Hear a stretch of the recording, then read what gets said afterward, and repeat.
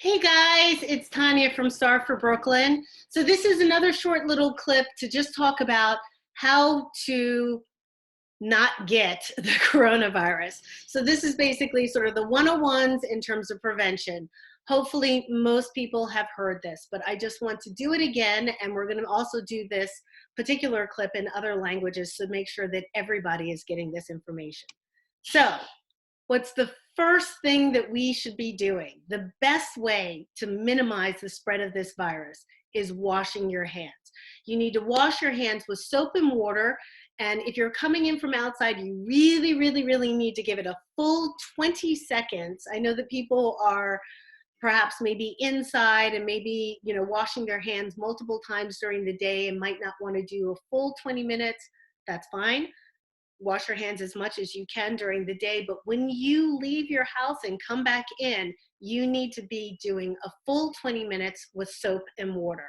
And please do wash your hands as often as you can. Wash your hands when you go outside, wash your hands if you're blowing your nose, coughing, sneezing, please wash your hands. When soap and water is not available, you can use hand sanitizer with at least 60% alcohol. And when you do that, you need to cover your hands, the entire surface. When you wash your hands, you want to also rub, because that's actually the thing in the hand washing that actually gets rid of the virus. And the second thing that we can all do is to cover our cough. So the coronavirus is spread through these droplets in the air. And these droplets come out of people with coronavirus when they cough or sneeze. So you can use a tissue. Do not use your hand, because then you have to go use your hand. Use a tissue or use your your elbow, okay? Or we call the chicken wing with the kids. Use a sleeve or something, but don't use your hand. If you do use your hand, go wash your hands, please, okay? So cover your cough. Step number 2. Number 3, we really need to avoid touching folks. I know we're all touchy-feeling. We love to hug up on each other. My little 8-year-old snugglepuss loves to snuggle with me and touch me and want to kiss me, and it's really hard. I mean, of course, I'm going to kiss my son, but in terms of touching, we need to think about touching less. So especially with casual stuff, like, we're not going to be doing a fist bump and high fives and whatever. We should not be shaking hands. We should be also avoiding trying not to touch our eyes, our nose, and our mouth. This is really hard with little kids that like constantly their finger. I mean, it's incredible how unaware they are with their hands on their face, in their mouths, and in their nose. And there are lots of cool ways that people can socially connect, touching elbows, but, honestly, just holler out to people like, yo, what's up? Okay. And finally, we need to talk about cleaning. So for some of us, this is easy peasy because we might be just down with this particular routine. And so I'm speaking to those people who might not necessarily be thinking about cleaning all the time. And so this is the time to up your game. You need to clean and disinfect routinely. At least go through the whole house. And then every time you come in, be mindful of those spaces and places that you touch again. Be mindful of touching the doorknobs exiting your building or coming in. Those are places that you should consider, like, I touched that outside doorknob. I got to immediately wash my hands. So here's a list of places like tables, doorknobs, light switches, big time, handles, desks, toilets, faucets, sinks, and most importantly, your cell phone. Our cell phones are disgusting. There's so much bacteria and crap. They've done studies about this. You don't really want to know about all the stuff that they found on people's cell phones. But in this particular moment is the time that we really need to be practicing cell phone hygiene, okay? When you go out into public, you need to, might seem like a no-brainer, Stay away from sick people. If you see someone who looks a little bit sick, feverish, coughing, like they're having a little bit of an attack, you stay away from them, okay? You see a crowd of people, like not a smart move to go hang out in a crowd of people. Maybe you want to know what's going on. Holler across the street, hey, what's going on? But don't go into a crowd of people. You also want to avoid non-essential travel. And I put on here flights and cruises, like nobody's going on any flights and cruises, but also think about like non-essential travel in your hood. Like, do you really need to go keep that particular appointment? Is that really important? Um, I have a cat, and I'm not going to be taking my cat for her regular annual vet visit because it's not essential and I'm a person at risk. So Wasabi will just have to deal with it until we can figure out how she can see. We want to stay home as much as possible, guys. We want to, think about our small groups of people that we're having contact with and make sure that sort of everyone is on the same page in terms of doing these prevention strategies. Social distancing, we've been talking a lot about this. People sort of said, please stand at least 6 feet away from people. Absolutely. It's hard to believe that people right this very second are still like going over to friends' houses and thinking that it's small groups and it's okay, and it's not.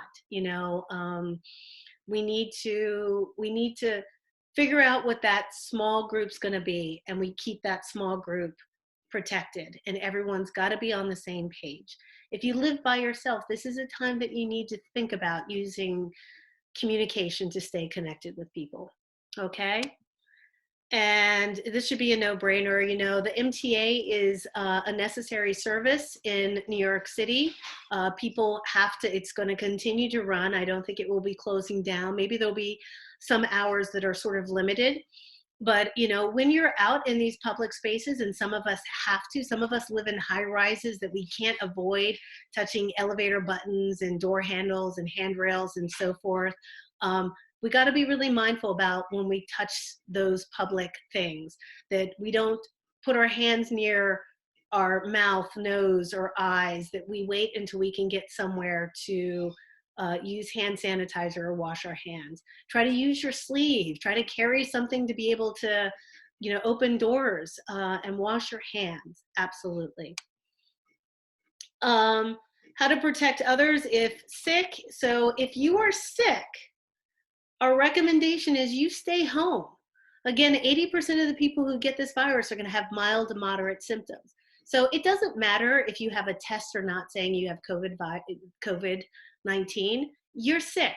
Stay at home. Treat your symptoms. Monitor your symptoms. And if you need help, we will give you suggestions in terms of what to do and having a plan. But for right now, if you're sick, you stay home, okay? Unless it's urgent medical care you need, like you can't breathe. You want to protect the people who are coming in, maybe social distancing in your house. Maybe you ask them to wear a mask. You want to cover your mouth and nose all the time when you're around somebody that you have to live with, if it's a roommate. And if there's someone taking care of you, please make sure that they protect themselves with a mask. And isolation. Isolation is a term basically like if you're confirmed to have COVID-19, but you don't have dangerous, serious symptoms, you stay at home. And that means that like you stay at home until you're free of fever and that you no longer have symptoms, okay? I crossed out here, getting a negative test because again, the protocols around testing in New York have totally changed. It's like testing, it doesn't matter. We're not going to do tests to determine that you're over your COVID-19. So the recommendation is you stay at home, you take care of yourself at home, you monitor your symptoms, and you can maybe think about like engaging with others or going back out after you no longer have a fever. And this means also like after you're no longer taking medications to reduce your fever. So if you wake up and you still have a fever, but you take fever medication to reduce it, and then your fever goes down, that doesn't mean that you're clear to go. You wake up without a fever, not having taken acetaminophen, Tylenol. That's when you can go out. And quarantine is basically, when a group thinks that they've been exposed and they will all sort of stay together, whether they're sick or not, to basically try to reduce the spread of the virus. How long should you quarantine if someone in your family you suspect is sick with COVID-19? For at least the incubation period for 14 days, okay? And that's a good that's a good recommendation. And you need to keep track of sort of like when people start to present with their symptoms or not. So you might have to restart that 14-day but. Sheltering in place, I don't know if this is going to be a real issue here in New York City because our governor is not super fond of it, but sheltering in place has been implemented in other parts of the country where basically, you got to stay in your house and you go out on the street and it's not sort of necessary, I think you can get a big ticket.